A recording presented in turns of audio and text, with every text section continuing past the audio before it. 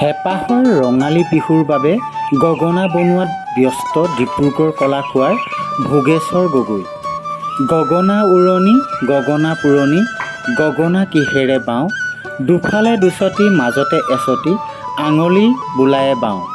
এটা বছৰৰ আগতেই কাটি ধোৱা চাঙত তুলি থোৱা আগলি বাঁহডাল এতিয়া নমাবৰ সময় হ'ল। নাচনীও সাজু হৈছে চেনায়ে দিয়া মৰমৰ গগনা পাত খোপাত গুজিবলৈ। সৰা পাতৰ অন্তত গছেও মেলিছে নকুঁহি পাত। নকুঁহি পাতৰ লগতে কুলি কেতেকীৰ মিঠা মাতেৰে ৰিঙিয়াই মাতিছে ৰঙালীক। হেঁপাহৰ ৰঙালীলৈ মাজত মাত্ৰ কেইটামান দিন, চতে গৈয়ে গৈ পালেহি বহাগ। ঢোল পেঁপা গগনাৰ মাতেৰে ৰজনজনাই উঠিছে অসমৰ চৌপাশ। হেঁপাহৰ ৰঙালীক দিন ক্ৰমাৎ চমু চাপি অহাত আহৰি নোহোৱা হৈছে শিল্পীসকলৰ। ডিব্ৰুগড় কলাখোৱাৰ বাঁহবাৰী গাঁৱৰ এইগৰাকী শিল্পী ভোগেশ্বৰ গগৈ এতিয়া ব্যস্ত হৈ পৰিছে গগনা বনোৱাত। প্ৰায় ২২ বছৰ ধৰি গগনা বনাই আহিছে ব্যক্তিজনে। এই বছৰো কোনো ব্যতিক্ৰম নহয়। বিভিন্ন ঠাইৰ পৰা আহিছে গগনাৰ অৰ্ডাৰ। প্ৰায় শতাধিক লাহৰী গগনা বনোৱাত ব্যস্ত হৈ পৰিছে ব্যক্তিজনে। কেনেদৰে গগনা প্ৰস্তুত কৰিছে শুনক তেওঁৰ মুখেৰে।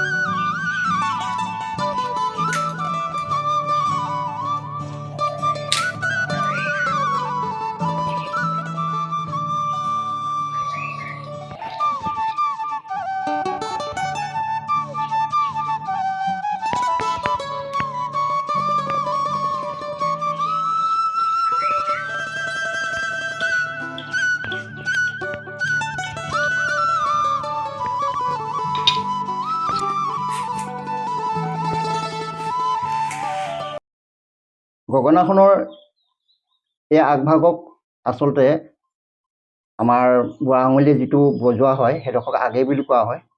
খালি ইয়াত এটা কথা আছে কি, দুফালে দুচটি মাজতে এচটি, ৩ চটি গগনা হ'ব লাগিব। মাজতে এচটি থাকিব আৰু দুফালে দুচটি থাকিব। আৰু মাজৰ চটিটো সাধাৰণতে হলি বুলি কোৱা হয়। ইয়াক এটা হলি, ইয়াৰ প্ৰায় ক্ৰমান্বয়ে জোঙাকৈ বেজীৰ আগটো লিখাকৈ জোঙাকৈ চাচি লৈ গৈ ইয়াক নিব লাগিব। আৰু মাত ওলাবৰ কাৰণে আমি জিভা, সাধাৰণতে যিখন পাখি বুলি কোৱা হয়, এই পাখি বুলি কোৱা হয়, ইয়াত পাখি লগোৱা আছে। এই পাখি নলগালে কিন্তু মাত নোলায়, পাখি লগাব লাগিব। পাখি ইয়াত বতাহটো ধ্বনি হ'ব, বতাহটো ধ্বনি হ'লে মানে তাৰ মাতটো এই হলিডালেদি মাতটো ওলাই আহে। ইভাগে বিশেষ মানে ইয়াত আমাৰ এইডোখৰ খোপাত, নাচনীসকলৰ খোপাত গুজি ল'বৰ কাৰণে এইটো ধুনীয়াকৈ চাচি দিয়া হয়। চাচি যাতে বিহুত নাচিবৰ কাৰণে তেওঁলোকে খোপাত গুজি ল'ব পৰাকৈ এইখিনি সুবিধা কৰি দিয়া হয়। আৰু ইয়াক পাখিবিলাক সাধাৰণতে কিছুমানে জিভা বুলি কয়, জিভা বুলি কয়। আমি সাধাৰণতে পাখি বা জিভা দুয়োটাই কোৱা হয় এইকেইটা।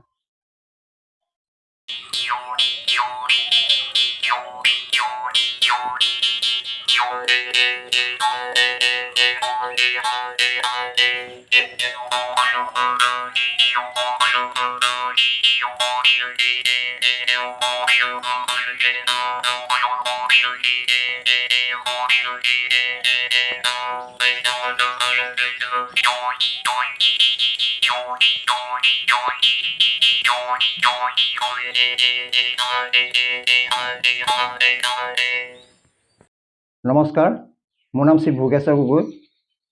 মই বৰ্তমান লাহৰী গগনা বনাই আছোঁ। বিহুৰ বাবে প্ৰস্তুতি চলি আছে যথেষ্ট উদ্যমত।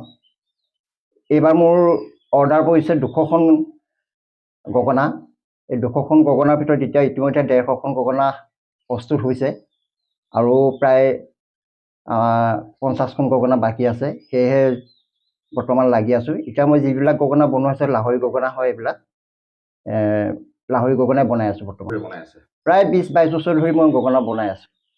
বিহুতে মই গগনা বনাওঁ, গাঁৱৰ ল'ৰা ছোৱালী সৰু সৰু ল'ৰা ছোৱালীবিলাকো দিওঁ, অৰ্ডাৰ আহে অৰ্ডাৰ ভাগেও দিওঁ।